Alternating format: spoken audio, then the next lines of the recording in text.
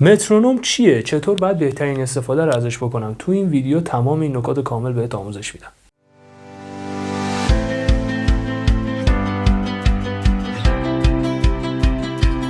خب دوست عزیز، قبل از اینکه بریم برای توضیحات راجع به مترونوم، لینکی که روی صفحه ظاهر میشه لینک ویدیو قبلیه که 3 تا تمرین فینگر پاور بی‌نظیر رو توش آموزش دادم. حتما اون ویدیو رو ببین، چون با دیدن اون ویدیو میتونی مطالبی که تو این ویدیو میگم هم کامل درک کنی.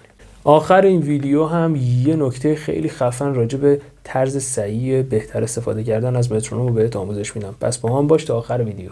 خب قبل از اینکه توضیحات رو بگیم، باید اینو بدونید که مترونوم‌ها از سالهای خیلی قبل وجود داشتن. شاید 100 سال یا حتی 200 سال پیش از مترونوم استفاده می‌کردن. مترونوم‌های اولیه به این شکل هستن که الان دارید تصاویرش مشاهده می‌کنید که حالا از اینا بیشتر الان به حالت دکوری استفاده میشه. زیاد نوازنده‌ای نیستن که از این مترونوم‌ها استفاده کنن. مترونوم‌های دیگه هستن، مترونوم‌های دیجیتالی که الان یه نمونهش هم دست منه، عکسش هم روی صفحه مشاهده می‌کنید که این مترونوم‌ها خیلی مترونوم‌های خوب و دقیقی هستن و عموما نوازنده‌های گیتار و یا سازهای دیگه از این مترونوم استفاده میکنن. در آخر مترونوم هایی که به صورت اپ موبایل در دسترس هستن. بازم اینجا دارید چندین نمونهشون رو مشاهده میکنید. از این اپلیکیشن ها هم میتونید استفاده کنید. خیلی ضرب های خوبی رو به ما میدن و اونا هم اپلیکیشن های کاملی هستن. دوست عزیز، اگر میخوای اپلیکیشن های مترونوم زیادی رو داشته باشی، توی کامنت ها حتما برام بنویس تا چند نمونه از اون اپلیکیشن ها رو بهت معرفی کنم. خب این مترونوم دیجیتالی که دست من هست، الان من روی مترونوم تنظیم کردم. خب این دو کاره هستش، هم برای کوک کردن گیتار استفاده می‌کنیم ازش، هم از مترونومش استفاده می‌کنیم. خب همونطور که می‌بینید دکمه پلی داره، دکمه تغییر وضعیت داره و دکمه عوض کردن نوت، همینطور بالا پایین کردن سرعت مترونوم.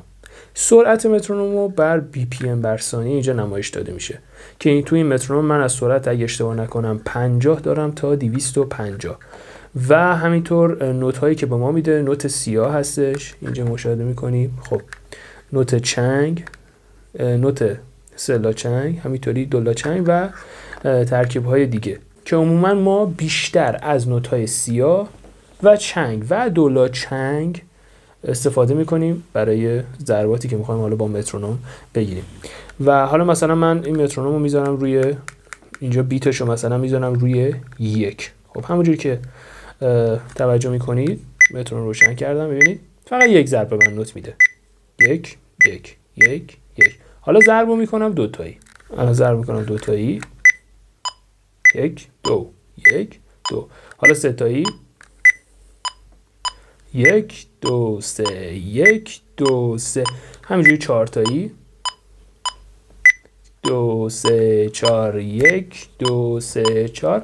به همین شکلی که مشاهده میکنیم. ما عموما از ضرب‌های 4 چهارم یا همین 4 ضربی که اینجا مشاهده میکنید بیشتر استفاده میکنیم برای تمرینات فینگر پاور و یا حالا گام نوازی. سعی کنید اول با حالا ضرب‌های مثل 4 چهارم شروع کنید، بعد میتونید از ضرب‌های ترکیبی مثل حالا 6 هشتم، 2 چهارم، 3 چهارم و فرم‌های دیگه هم استفاده بکنید. خب حالا میخوام یه نمونه رو به شما یاد بدم. یعنی من الان بیتم گذاشتم روی 4 ضربی یا 4 چهارم، نوت سیاه و سرعت حالا 80. خب من روشن میکنم مترونوم رو. 1 2 3 4 1 2 3 4. ببینید دقیقا ما باید خودمون رو با این ضرب ها سینک کنیم. خب حالا ببینید من مثلا همین رو میذارم روی نوت چنگ. ببینید چنگ شمارشش به چه صورته؟ 1 و 1 و. دقت کنید.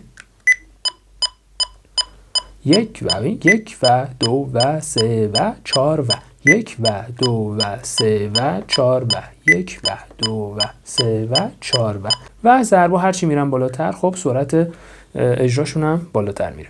خب حالا من میخوام یه نمونه تمرین فینگر پاور رو با استفاده از مترونوم 4 ضربی یا همون نوت سیاه براتون انجام بدم به این شکل. 1 2 3 4 1 2. اول شمارش انجام میدیم و بعد ضربات رو میزنیم.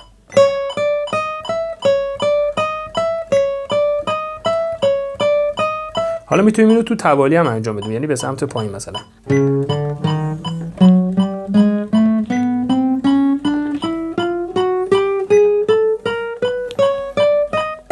به همین شکل یا حالا فرمای دیگه مثلا 4 3 2 1.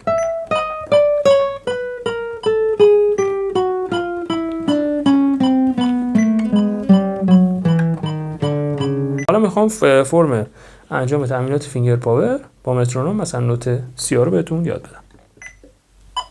این شمارش میکنیم اول 1 2 3 4 1 2 3 4.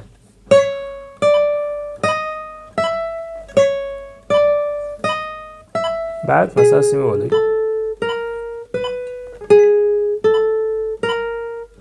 سی سه